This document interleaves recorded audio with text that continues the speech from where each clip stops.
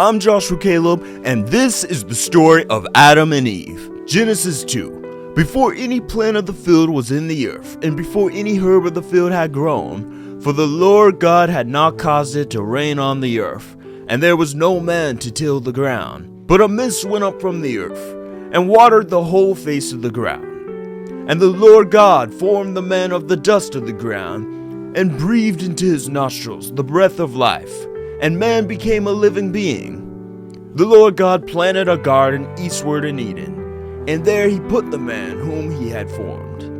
And out of the ground the Lord God made every tree grow that is pleasant to the sight and good for food. The tree of life was also in the midst of the garden, and the tree of the knowledge of good and evil. Then the Lord God took man and put him in the garden of Eden to tend and keep it. And the Lord God commanded the man, saying, Of every tree of the garden you may freely eat, but of the tree of knowledge of good and evil you shall not eat. For in the day that you eat of it, you shall surely die.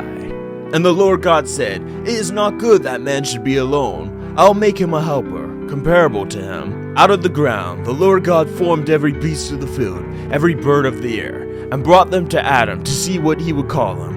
And whatever Adam called each living creature, that was its name. So Adam gave name to all cattle, to the birds of the air, and to every beast of the field.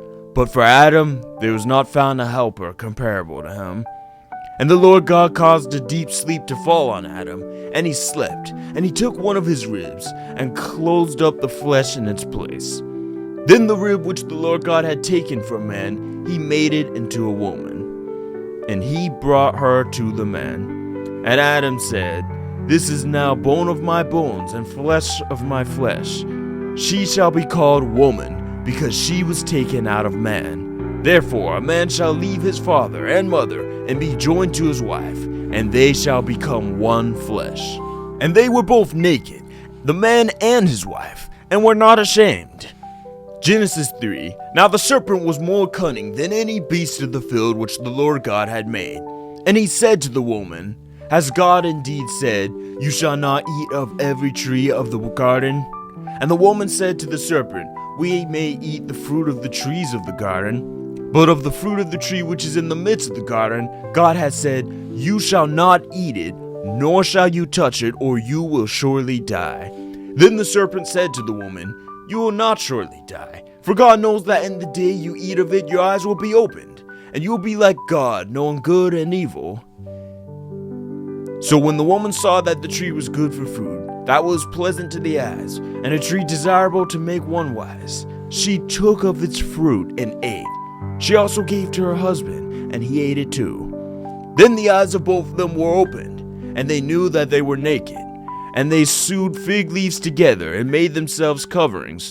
And they heard the sound of the Lord God walking in the cool of the day. And Adam and his wife hid themselves from the presence of the Lord God among the trees of the garden. Then the Lord called to Adam and said unto him, Where are you? So he said, I heard your voice in the garden, and I was afraid because I was naked, and I hid myself. And he said, Who told you that you were naked? Have you eaten from the tree of which I commanded you that you should not eat? Then the man said, The woman who you gave to be of me, she gave me of the tree, and I ate. And the Lord God said to the woman, What is this you have done? The woman said, The serpent deceived me, and I ate. So the Lord God said to the serpent, Because you have done this, you are cursed more than all cattle, and more than every beast of the field. On your belly shall you go, and ye shall eat dust all the days of your life. And I will put enmity between you and the woman, and between your seed and her seed.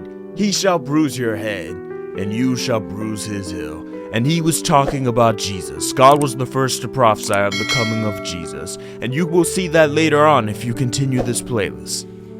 To the woman he said, I will greatly multiply your sorrow and conception.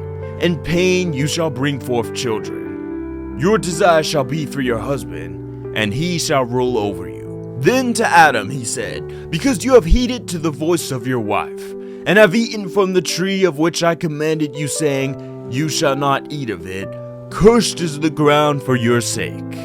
In toil you shall eat of it all the days of your life. both thorns and thistles it shall bring forth for you, and you shall eat the herb of the field. And the sweat of your face you shall eat bread till you return to the ground. For out of it you were taken, for dust you are, and to dust you shall return. And Adam called his wife's name Eve, because she was the mother of all living. Also for Adam and his wife, the Lord God made tunics of skin and clothed them.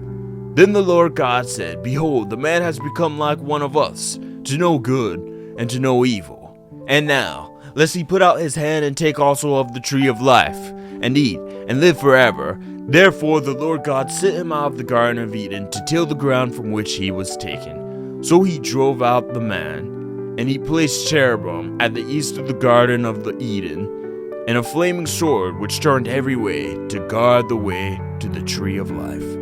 Man and woman would soon need a Redeemer through which they could be saved. And that, my friend, that Redeemer was Jesus Christ, the Son of God. Tap that subscribe button to support our YouTube channel, and if you want to continue hearing basic Bible stories, then click this playlist below.